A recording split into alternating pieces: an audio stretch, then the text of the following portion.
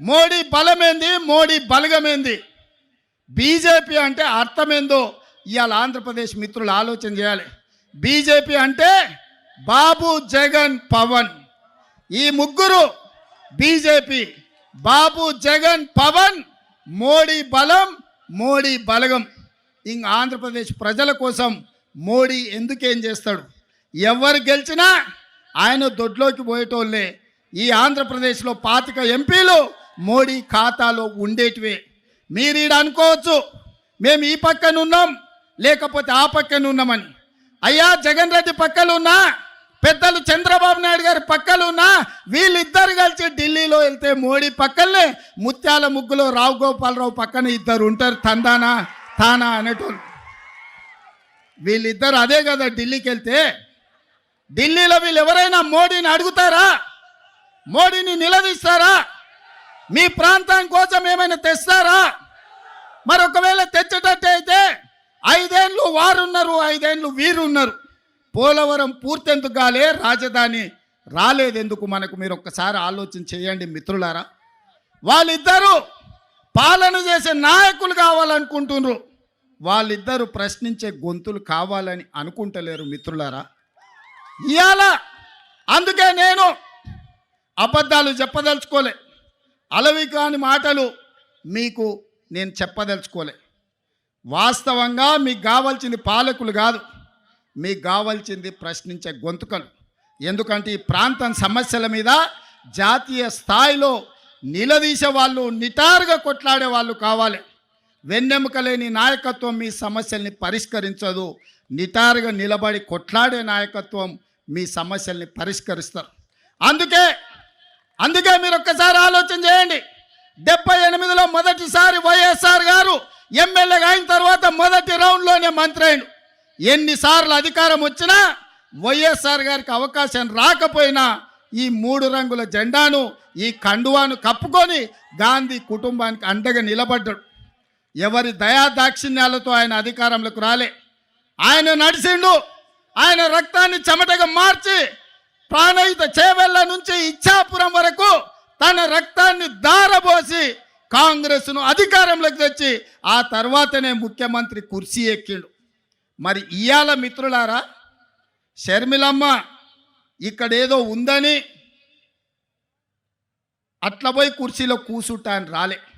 అన్ని ఆలోచన చేసింది, నాతో మాట్లాడింది. అన్నా నేను అక్కడికి పోతున్నా, ఏం చేయాలి అంటే, ఎందుకమ్మా ఆడ ఏం లేదు కదా అన్న ప్రజలు కష్టాలలో ఉన్నారు. ఇక నేను నిర్ణయించుకున్నా, వైఎస్ఆర్ మా నాన్నగారి ఆశయ సాధన కోసం ఈరోజు ఆంధ్రప్రదేశ్ ప్రజలు కష్టాలలో ఉన్నారు. వాళ్ళకు అండగా నిలబడడానికి నాకు వయసు ఉంది, ఓపిక ఉంది, వాళ్ళ కోసం కొట్లాడే శక్తి ఉంది. నేను మళ్ళా వెనక్కి వెళ్తున్నా, వైఎస్ఆర్ బిడ్డగా, ఆయన రాజకీయ వారసురాలుగా.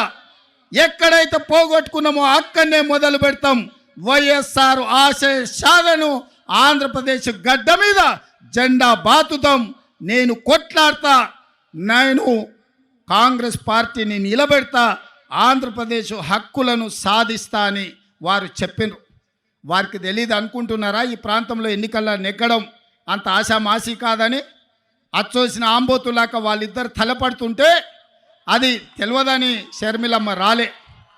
షర్మిలమ్మ ఆలోచన చేసింది, కఠోరమైన నిర్ణయం తీసుకున్నది. ఆంధ్రప్రదేశ్ ప్రజల పక్షాన నిలబడాలి, పోలవరం పూర్తి చేయాలి, అమరావతిలోనూ మీ క్యాపిటల్ సిటీని కట్టాలి, అదేవిధంగా విశాఖ ఉక్కును ఎవడో వచ్చి అప్పనంగా అమ్ముకుంటుంటే చూస్తూ ఊరుకుంటామా అని చెప్పి ఇవాళ ఇక్కడికి వచ్చింది. ఆనాడు లక్షలాది మంది రోడ్లెక్కి ప్రాణ త్యాగాలు చేసి 32 మంది ఆత్మ బలిదానాలతో విశాఖ ఉక్కు ఆంధ్రుల హక్కుగా ఈ సంస్థ ఏర్పడితే అదానీ అంబానీలకు, అదానీ గారి కోసం ప్రధాని గారు తెగ నమ్ముతుంటే వీళ్ళెవరు ప్రశ్నించే పరిస్థితి లేదు. అందుకే ఈరోజు కష్టాలైనా సరే, కష్టాలైనా కన్నీళ్ళైనా మంచైనా చెడైనా మీ మధ్యలో ఉండాలి, మీకు అండగా నిలబడాలి అన్న ఆలోచనతోని ఇవాళ షర్మిలమ్మ మీకోసం కొట్లాడుతుంది.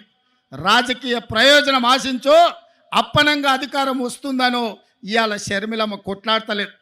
కష్టమైనా సరే ఇప్పుడు ప్రశ్నించే గొంతుగా ఉండాలి, ప్రజల పక్షాన నిలబడాలి అని ఆంధ్రప్రదేశ్ ప్రజల కోసం అండగా నిలబడడానికి షర్మిలమ్మ వచ్చింది. ఇవాళ కొంతమంది మాట్లాడుతున్నారు, రాజశేఖర రెడ్డి గారికి షర్మిలమ్మకు ఎట్లా ఆయన వారసత్వాన్ని క్లెయిమ్ చేస్తుందని. నేను ఆ సోయిలేని వాళ్ళని ఒక మాట అడగదలుచుకున్నా. రాజశేఖర రెడ్డి గారి చివరి కోరిక ఏందయ్యా? రాహుల్ గాంధీ గారిని ప్రధానమంత్రిని చెయ్యడమే చివరి కోరిక కింద మాట్లాడి కాంగ్రెస్ పార్టీని అధికారంలోకి తేవడమే తన లక్ష్యంగా, తన బాధ్యతగా వైఎస్ఆర్ గారు మాట ఇచ్చిండ్రు. ఆడ కేవీపీ రామచంద్రరావు గారు, రఘువీర్ అన్న ఉన్నాడు, ఆయనకు అత్యంత సన్నిహితులు. వారు చెప్పిందే రాహుల్ గాంధీ గారిని ప్రధానమంత్రిని చేయాలి, కాంగ్రెస్ పార్టీకి అత్యధికంగా సీట్లు తీసుకురావాలి. ఏ రోజు కూడా రాజశేఖర రెడ్డి గారు బీజేపీతో అంటగాగలే, బీజేపీ నీడని కూడా రాజశేఖర రెడ్డి గారి మీద పడనివ్వలే. ఏ రోజు కూడా సెక్యులర్ ఫోర్సెస్కు వెనకాల నిలబడ్డాడు. ఏ రోజు కూడా కమ్యూనల్ ఫోర్సెస్తో అంటగాగలే. అధికారం ఉన్నా అధికారం లేకపోయినా, కేసులు పెట్టినా, జైల్లో పెట్టే పరిస్థితి వచ్చినా, ఒక ప్రజాస్వామికవాదిగా, ఒక సెక్యులర్ నాయకుడిగా వైఎస్ఆర్ నిలబడ్డాడు. మరి వైఎస్ఆర్ వారసులమని చెప్పుకునేటోళ్ళు ఇవాళ ఎవరి పక్కన నిలబడ్డారు, ఎవరి ఆశయం కోసం కొట్లాడుతున్నారని నేను అడుగుతున్నా. ఇదేనా వైఎస్ఆర్ వారసుడిగా మీరు చేసేది? మోడీకి అండగా నిలబడి సెక్యులర్ ఉన్న ఈ రాష్ట్రాన్ని ఒక కమ్యూనల్ చేతిలో పెట్టదలుచుకున్నారా? షర్మిలమ్మ అడిగినట్టుగా మణిపూర్లో లక్షలాది మంది నిరాశ్రయులై వేలాది మందిని చంపుతుంటే మోడీ ప్రభుత్వం ముష్కరులకు అండగా నిలబడితే ఒక్కసారైనా మీరు ప్రశ్నించినరా అని నేను అడుగుతున్నా. గోద్రాలో సంఘటనలు జరుగుతుంటే మోడీని ఆ రోజు వైఎస్ఆర్ గారు అడిగినరు, కడిగినరు. మరి ఆయన వారసులైతే మణిపూర్లో జరిగిన అరాచకం మీద మాట్లాడాలి కదా, ఎందుకు మాట్లాడలేదు మిత్రులారా? మీరా వైఎస్ఆర్ వారసులు? షర్మిలమ్మ పక్కన వైఎస్ఆర్ అని ఎట్లా పెట్టుకుంటుందని. వైఎస్ఆర్ అంటేనే వై షర్మిలారెడ్డి, ఆమె పేరే వైఎస్ఆర్. కొత్తగా వైఎస్ఆర్ పెట్టుకునేది ఏముందయ్యా? షర్మిలారెడ్డి అంటేనే, వైఎస్ఆర్ అంటేనే షర్మిలమ్మ, అవతల షర్మిల అనాల్సిన పనే లేదు మిత్రులారా. వైఎస్ఆర్ అంటేనే షర్మిలమ్మ, నిజమైన వారసురాలు షర్మిలమ్మ. ఎందుకంటే రాహుల్ గాంధీ గారిని ప్రధానమంత్రిని చేయాలన్న ఆలోచన, కాంగ్రెస్ పార్టీని గెలిపించాలన్న ఆలోచన, ఆంధ్రప్రదేశ్ ప్రజలకు అండగా నిలబడి మీ కష్టాలు కన్నీళ్లు తూడవడానికి మీకోసం అవసరమైతే ఆనాడు చేవెళ్ళ నుంచి ఇచ్చాపురం వరకు రాజశేఖర రెడ్డి గారు ఏ విధంగా అయితే పాదయాత్ర చేసిండో 94 నుంచి 2004 వరకు 10 సంవత్సరాలు ఆయన ప్రతి నిమిషం, ప్రతి క్షణం ప్రజల కోసం కొట్లాడి 99 ప్రతిపక్ష పాత్ర పోషిస్తే 5 ఏళ్ళు అహర్నిశలు చట్టసభలలో నిటారుగా నిలబడి పట్టుబట్టిండు, పడగొట్టిండు ఆనాటి ప్రభుత్వాన్ని. మరి ఇవాళ మిమ్మల్ని అడగదలుచుకుని వేదిక మీద నుంచి ఆంధ్రప్రదేశ్ ప్రజలు, మీరు విజ్ఞులు, తెలివి కల్లోలు, ప్రపంచంలోనే ఆంధ్రప్రదేశ్కు సంబంధించిన వాళ్ళు ఐటీ రంగాలలో, ఫార్మా రంగాలలో, ఐఏఎస్లలో, ఐపీఎస్లలో రాణించిన వాళ్ళు, ప్రపంచానికి ఒక దిక్సూచిగా మారిన వాళ్ళు ఈ ప్రాంతం నుంచి ఉన్నారు. ఇవాళ సింగపూర్ ఎట్లుంటుందో విశాఖపట్నం అట్లుంటుంది. ప్రపంచ దేశాలతోని పోటీ పడగలిగిన సత్తా మీకున్నది, ఆలోచన చేసే శక్తి ఉన్నది. మరి ఇవాళ మీ తరఫున కొట్లాడేటోళ్ళు ఉండాల్సిన అవసరం ఉందా లేదా ఆలోచన చేయండి. ఇవాళ మీరు ఆలోచన చేయండి. జగన్ అయినా, బాబు గారైనా, పవన్ కళ్యాణ్ అయినా మోడీని ఎదిరించి నిలబడే శక్తి వాళ్ళకు ఉన్నదా?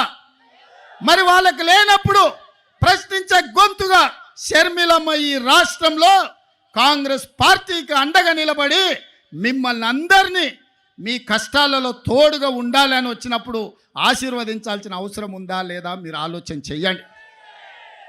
ఇవాళ పాలించే నాయకులు కాదు, ప్రశ్నించే గొంతు కావాలి. మీ తరపున నిలబడి కొట్లాడే నాయకురాలు కావాలి. వైఎస్ఆర్ వారసులు రావాలి. వైఎస్ఆర్ గారి ఆశయ సాధన కోసం పనిచేసే వాళ్ళు ఉండాలి అంటే షర్మిలమ్మకు అండగా మీరు నిలబడాలి. చట్టసభలలో కాంగ్రెస్ను మీరు గెలిపించాలి. నేను ఎక్కువ అడగడం లేదు. 25 ఎమ్మెల్యేలు, 5 ఎంపీలు ఇవ్వండి. మీ విశాఖ ఉక్కు 1 ఇంచు కదలకుండా కొట్లాడుతుంది. నిటారుగా నిలబడి ఎవరినైనా చొక్కబట్టి మీ హక్కుల కోసం షర్మిలమ్మ ప్రశ్నిస్తుంది. మీ నిధులు మీకు తీసుకొస్తుంది. మీ సంక్షేమం మీ ఇంటికి నడుచుకుంటూ వస్తుంది. చట్టసభలల్లో మీరు అవకాశం ఇవ్వండి. 25 ఎమ్మెల్యేలు, 5 ఎంపీలు షర్మిలమ్మకు ఇవ్వండి. ఎట్లా మీ సమస్యలు పరిష్కారం కావో, ఎట్లా మీ రాజధాని నిర్మాణం కాదో, ఎట్లా పోలవరం పూర్తి కాదో, ఎట్లా ఎవడన్నా వచ్చే విశాఖ ఉక్కును ఎట్లా కొల్లగొడతారో షర్మిలమ్మ చూసుకుంటుంది, కంచేసి కాపాడుకుంటుంది అని చెప్పి నేను సంపూర్ణంగా విశ్వసిస్తున్నా. ఇవాళ నిజమైన వైఎస్ఆర్ అభిమానులకు, కాంగ్రెస్ పార్టీ కార్యకర్తలకు, ఆంధ్రప్రదేశ్లో అనాథగా ఆలోచన చేస్తున్న ఇక్కడి యువకులకు ఈరోజు నిర్ణయం తీసుకోవాలి. మీరు అనుకోవచ్చు రెండు వైపులా ఉద్దండులాగా ఉన్నారు, మనతోని ఏడైతుందని. నేను ఒక్క మాట గుర్తు చేయదలుచుకున్నా. తెలంగాణలో కూడా గట్లే ఉండే, ఓ పక్కన మోడీ, ఇంకో పక్కన కేడీ. ఉప ఎన్నికలలో 3200 ఓట్లు వచ్చినాయి మాకు. ఆ ఎల్ల అన్నారు కాంగ్రెస్ పని అయిపోయింది, తట్టాబుట్ట జరుపుకున్నారు, యాడుంటుంది కాంగ్రెస్ ఖాళీ అయిపోయిందని. కానీ అధైర్యపడలే, నిలబడి కొట్లాడినాం. ఢిల్లీ మోడీ మీద, గల్లీలో ఉన్న కేడీ మీద నిటారుగా నిలబడి కొట్లాడి మోడీని ఓడించినాం, కేడీని పడగొట్టినాం. ప్రజలు విజ్ఞులు, ప్రజలు తెలివి కల్లోలు, ప్రజలు అవసరమైనప్పుడు అవసరమైన నిర్ణయం తీసుకుంటారు. 5 సీట్లు ఉన్న మమ్మల్ని 65 సీట్లు ఇచ్చి ఆశీర్వదించిందంటే ప్రజలు గొప్పలు. ఇవాళ ఇక్కడ కాంగ్రెస్ లేదు అని అనుకుంటుండొచ్చు, కానీ ఈ సభను చూసిన తర్వాత నాకు సంపూర్ణమైన విశ్వాసం వచ్చింది. మా షర్మిలమ్మ ఆంధ్రప్రదేశ్కు ముఖ్యమంత్రి అయి తీరుతుంది, మీకు సంక్షేమ రాజ్యాన్ని, అభివృద్ధి రాష్ట్రాన్ని అందిస్తుంది. నేను తోడుగా ఉంటా, మీ పక్కనే ఉన్న ముఖ్యమంత్రిని, పార్టీ అధ్యక్షుని షర్మిలమ్మకు అండగా నిలబడతా. ఏం కావాలన్నా, ఏ రాత్రైనా, ఏ పగలైనా, ఏ సందర్భం వచ్చినా, ఏ కష్టం వచ్చినా నేను అండగా నిలబడతా. మీరు షర్మిలమ్మ నాయకత్వాన్ని బలపరచండి, షర్మిలమ్మ నాయకత్వాన్ని గెలిపించండి. షర్మిలమ్మ ఆంధ్రప్రదేశ్ ముఖ్యమంత్రిలో కూర్చునే వరకు తోడుగా నిలబడతా. నేను రెడీగా ఉన్నా తోడుగా ఉండడానికి. మీరు సిద్ధమా? సిద్ధమా? మీరు సిద్ధమా? సై సై సై సై సై సై అనేటోళ్ళందరూ సై పైకెత్తండి. జై కాంగ్రెస్, జై జై కాంగ్రెస్. ధన్యవాదాలు మిత్రులారా.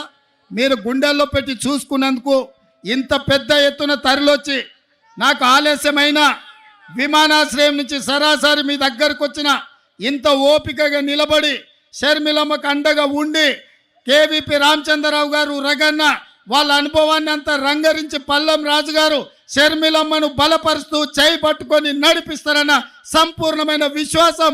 మా మిత్రుడు రుద్రరాజు తన వ్యూహాన్ని, తన ఆలోచనను పెట్టుబడిగా పెట్టి కమ్యూనిస్టు సోదరులను కలుపుకొని ఆంధ్రప్రదేశ్ రాబోయే ఎన్నికల్లో ఒక మంచి ఫలితాలను తీసుకొస్తారని నమ్ముతున్న, ఎన్నికల్లో కూడా మళ్ళీ తప్పకుండా వస్తా, మీకు అండగా నిలబడతా అని తెలియజేస్తూ మీ అందరి దగ్గర సెలవు తీసుకుంటున్న మిత్రులారా. జై కాంగ్రెస్.